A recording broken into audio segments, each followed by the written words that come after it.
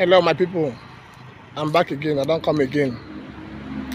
Please let's listen to what Prophet Isa Ebubua is saying.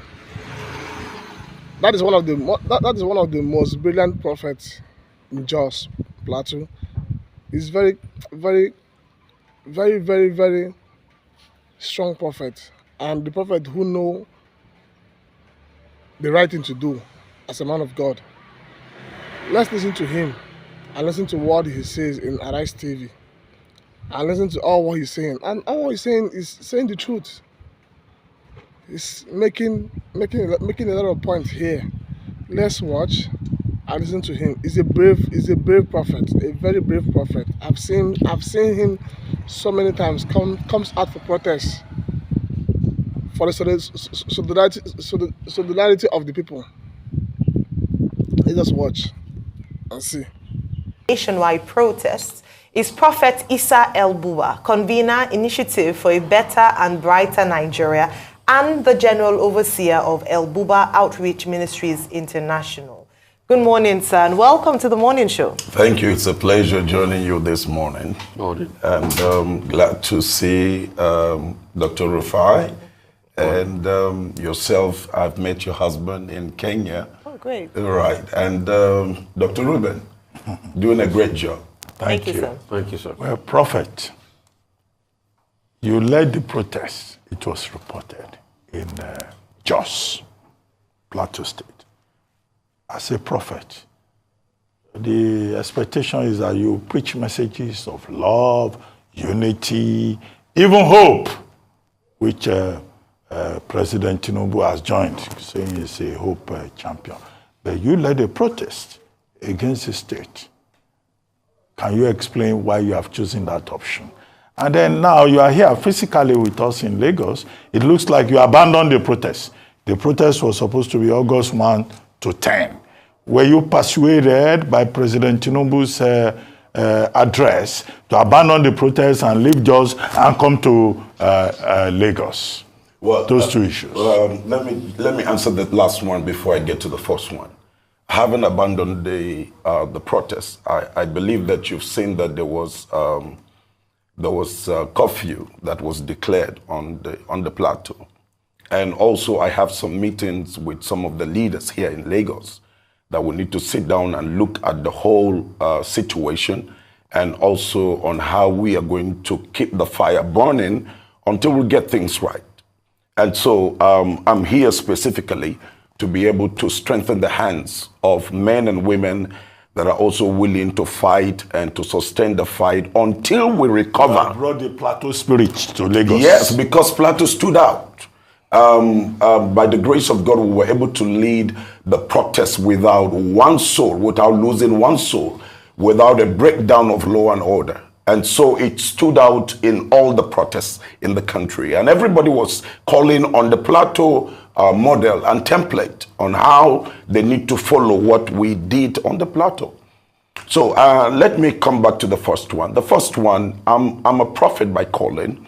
And if you look at the calling of true prophets are restorers of values. True prophets are people that raise the standard of what a society needs to look like.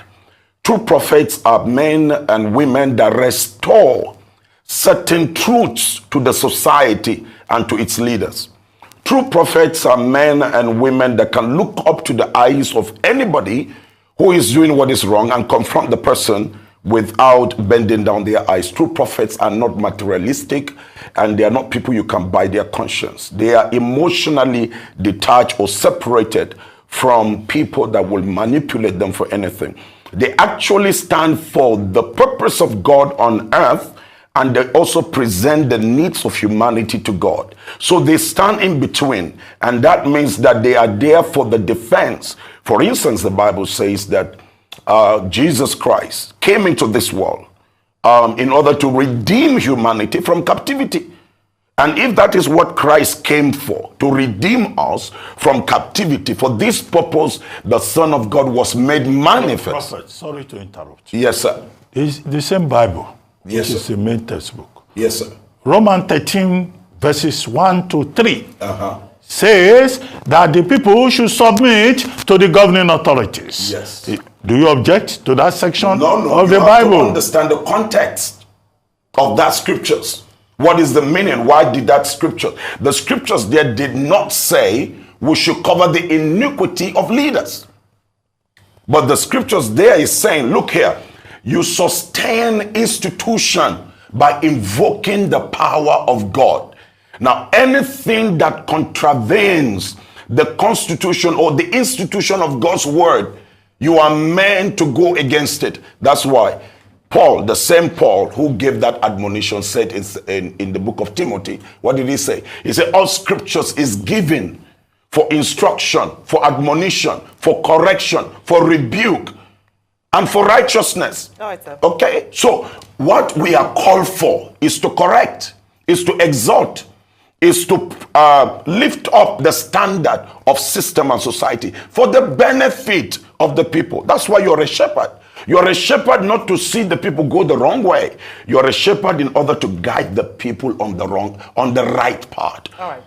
Okay, great. And thank you so much, sir, for Dr. Bati is a Bible college scholar as well, even though he did not graduate when he went to Bible college. But I wanted to ask you something yesterday, and I'm glad that one of the leaders of the protest is with us in the studio. Senator Adams Oshiomhole was with us yesterday, and he said that the protests had no leaders, had no people, no faces, and so it's good to see your face. But he also mentioned that it was about ending this government, not about poverty, and I want you to speak to that. Was that what you were agitating for in Jos? Were you trying to take out the president from office in terms of ending bad governance?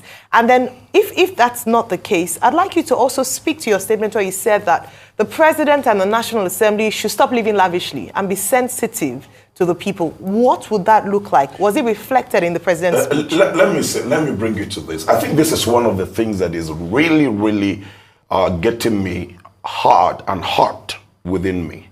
I've observed in this country that we love to sit on the chair of deception and lies. And I'm being very frank with you. Most of the political class, I say most, and that means 90%, come to a stage where they feel they can lie on the people and deceive the people or manipulate the people. Now, let me give you this about this protest. I never knew there was even any plan by anybody. I was in Warri having my conference. I was on a national tour. And I was going from state to state by road. I want to see the state of the nation, so that when we are praying, we know that we are praying specific issues. And I tell you the truth. I've never seen Nigerians in pain like the way I've seen them this time. I've never. When I confronted the former president, I confronted him because I told the nation. This time around, I went on a tour road and I saw the state of the nation. I was in Warri, and God spoke to me to confront the government, to do things quickly and put things right.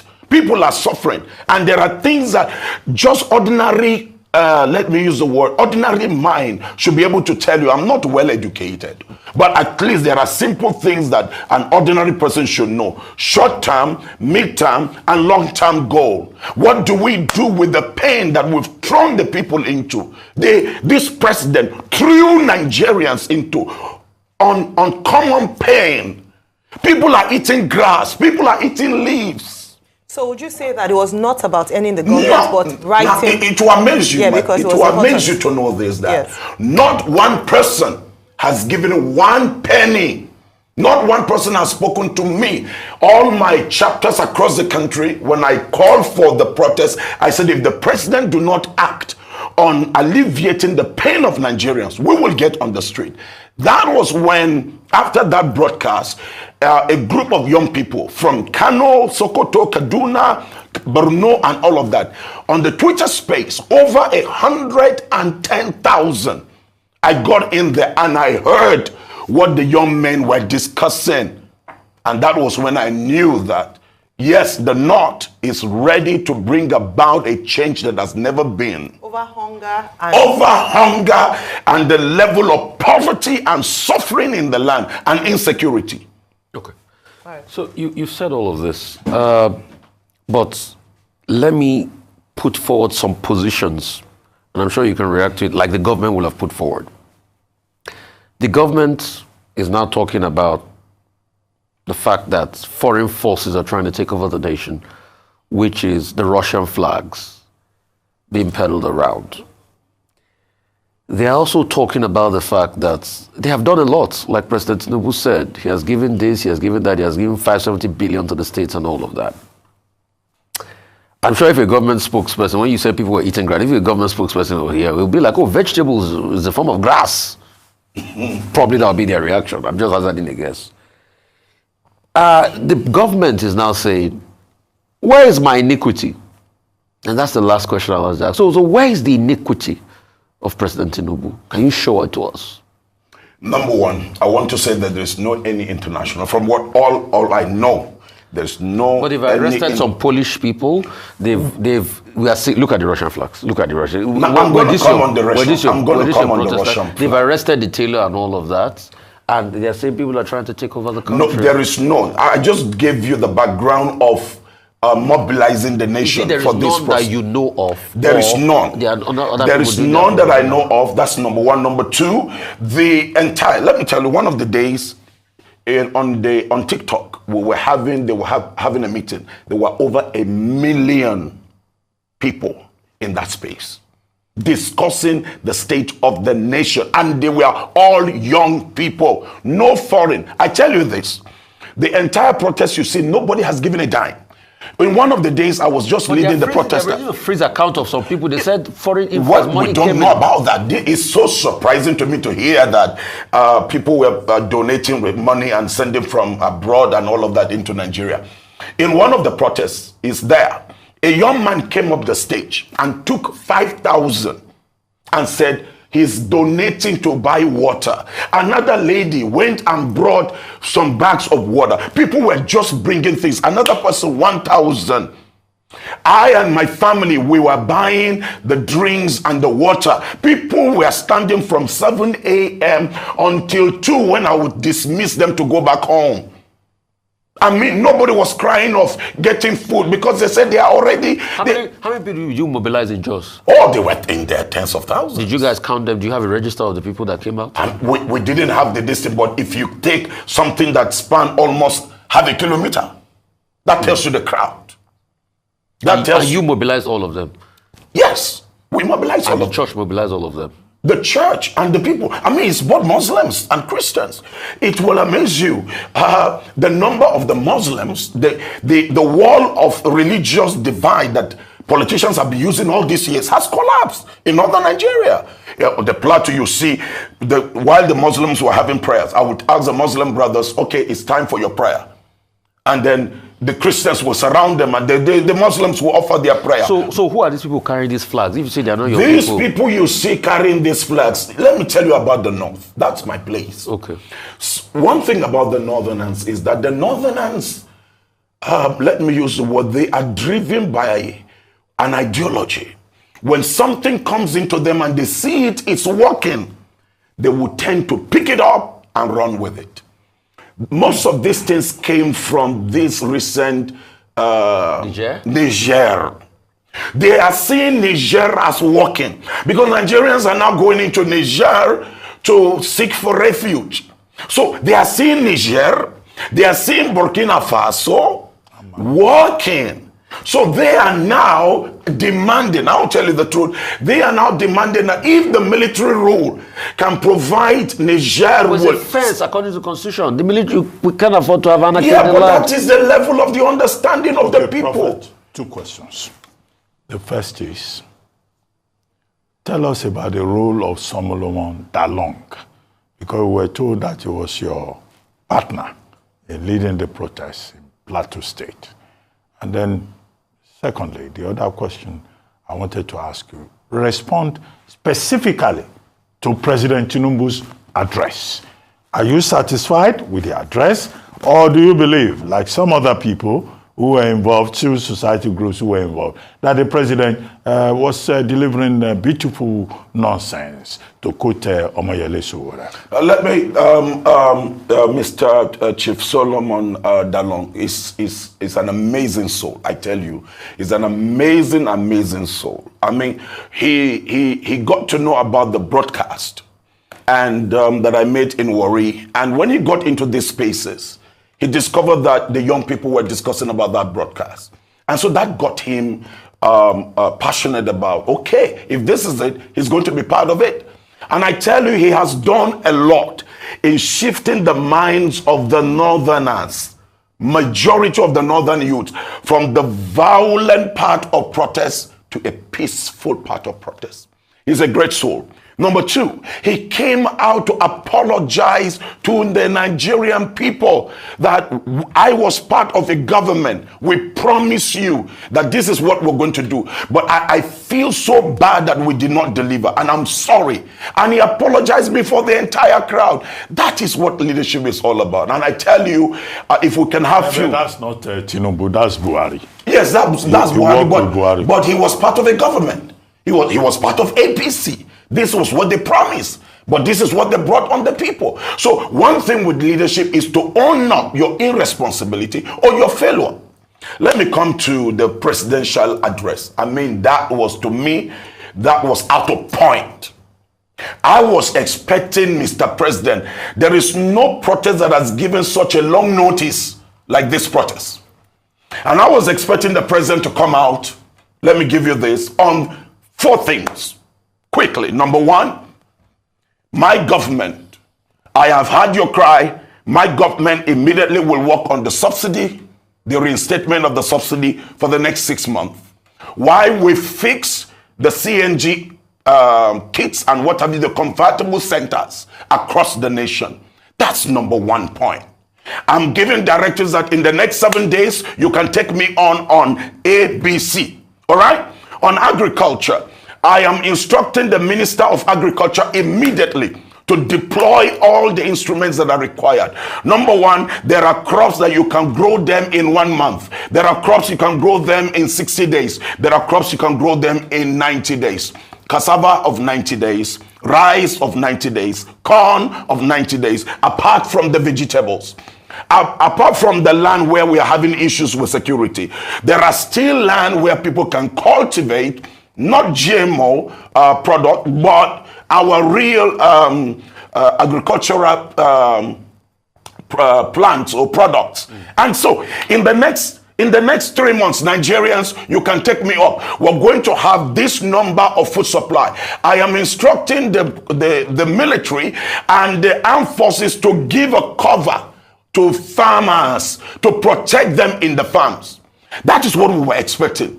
I heard that fertilizers were released. Sir, I bought 450 plots of land in the city of Jos in order to distribute to families to farm this year. I bought a bag of fertilizer for 40,000. I never saw one fertilizer from the federal government. And they said 200 trucks. Did you see rice? I never saw anything. Rice. I know nothing was there. All right. Okay. So let me come in, and this is really important. So let me. So the last two. Yeah. Let me take you on the third one. The third one on the electricity tariff. This thing is biting hard on manufacturers and producers. And so what he needed to do is, okay, on the electricity tariff, we're withdrawing this tariff for this period of time. Until we get our acts together, then we're going to implement the electricity tariff. Number 4. What the president needed to do was quickly to instruct the armed forces to act on the state of security and then say, okay, we want 100 youths in every village, especially in the areas where we're having this insecurity issue. Because I want you to liaise with the 100 youths to secure this territory. That's all the president needed to do. Then number 5, on my cabinet, I am going to reject this cabinet.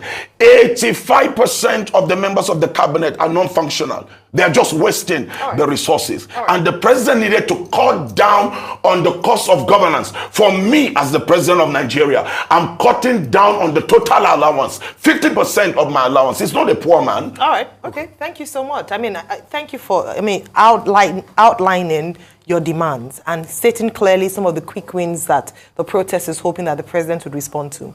But I have two questions for you. The first one is that you say that this president has plunged us into poverty, but they would argue that it didn't start from now, that they inherited a bad government, and that right from the time of President Muhammadu Buhari, the economy was plunged into where we are today. And so they are just trying to mop up what they inherited. What would you say to this?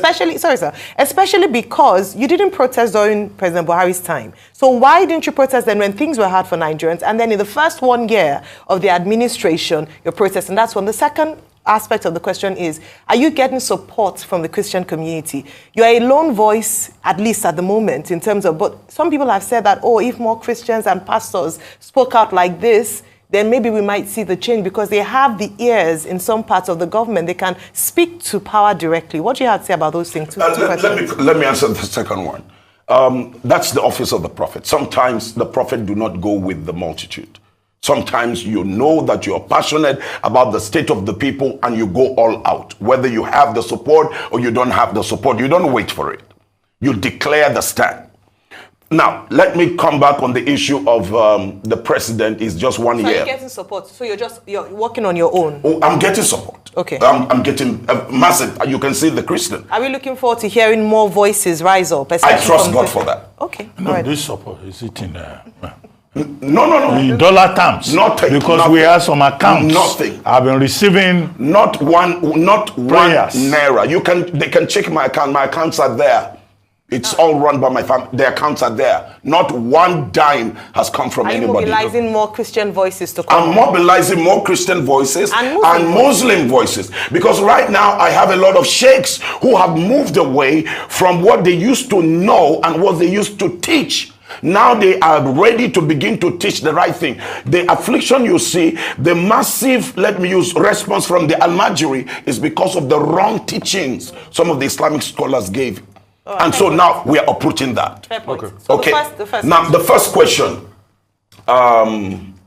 This administration saying that they inherited Let a me bad say this economy. to you. It's not Buhari's administration. The administration of Buhari is Buhari and Tinubu's administration. I can tell you that. What, in the last 8 years? Yes, because some of the ministers you see in there were given by Tinubu. Some of the parastatals were run by Tinubu. And remember, Tinubu was the leader of the party. That's why even in the second term, he came and said, this is the man. He went all out. This is the man that will fix the nation. So he's responsible for how? He's responsible. And let me take you this. If you're a leader and you're eyeing a particular position and you want to take, even when you don't have it, you do your homework. I mean, it's open there for him to be able to know what's the state of the economy, for him to know the state of roads, for him to know the state of electricity, for him to know the state of security. And you plan, you sit down with think tank, men that will think through and bring out solution in number of days. Okay, Reverend BUBA, I get you. But let me also be brutally honest with you. A lot of people will say, most of the things you said just now, Tinubu's speech addressed it. He talked about CNG. He said we're going to make 1 million CNG kits available. He also went further and he talked about, and I'm trying to be government spokesperson here, which is playing devil's advocate. He talked about agriculture. He said he was going to cultivate 10 million hectares of land. Last year, they announced 500,000 hectares. This year, he says we're going to cultivate 10 million hectares. That's secondly. Moving further, you talked about electricity tariff. The question I'll ask you, Reverend, is where are they going to get the money to pay from? In a country where we are using our crude to borrow money, it's that bad now. Where are they going to pay for electricity tariff that's going to the trillions, which they said was a problem for them and they can't carry that on their books? As we speak now, the government already has 21 trillion in debts. You talked about rejigging the cabinet. Yes, granted, I give you that. He could have quickly done that. Cutting the cost of government. Yes, I give you that and all of that. But they will also argue that they are now taking a supplementary budget based on foreign exchange variations, and that's why they are bolstering the budget. So they are saying, we are doomed. You are saying they can do better. What's the argument here? Let me give you. When did they promise that they were going to supply the CNG kits? No, that promise, Reverend, in all fairness to you, it's been long. In fact, the promise has been since the days of Buhari. Okay, all right. The president said 5 million. Okay, they promise you, let's assume that the president came on board and did what he did, the wrong policy that he threw to the Nigerian people and threw them out of balance. He made the promise, let's assume, in the month of June. This is now August 2024, not one kit have we seen. No, they will also argue with you that they've seen some CNG buses. We haven't seen, sir.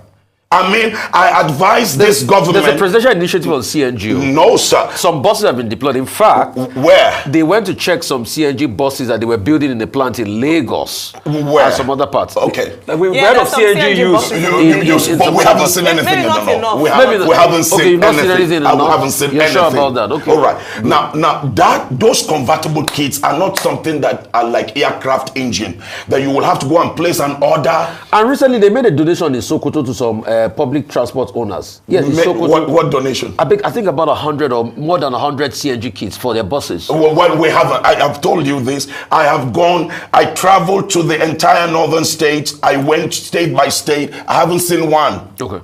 Now, this is over 1 year. These kits are not things that will take you more than 3 months to import them and bring them into the country. It's nowhere. Now, they said they're going to the agricultural thing. You said how many? They're going to cultivate 10 million hectares of land. How many hectares of land have they cultivated since they've been in office? I just gave you that there are last year they announced 500,000 hectares. Okay, so did you see the 500,000 hectares? Okay. Now you have plants you can plant in 1 month. Okay. You have corn you can grow in 60 days. You have cassava. Okay. Cassava is the common man's food. Prophet. I'm coming, Mr. Reuben. Cassava is the common man's food that you can cultivate in 90 days. Now, between then and now, this government would have cultivated 3 times. That would have flooded the market and crashed hunger in this country. Okay, prophet. So the fact is that promise is one thing. Do it is